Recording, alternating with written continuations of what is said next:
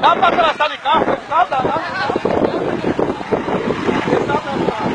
Tem que tirar as balsas.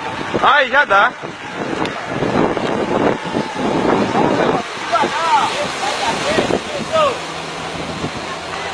Eita, caralho, vai dar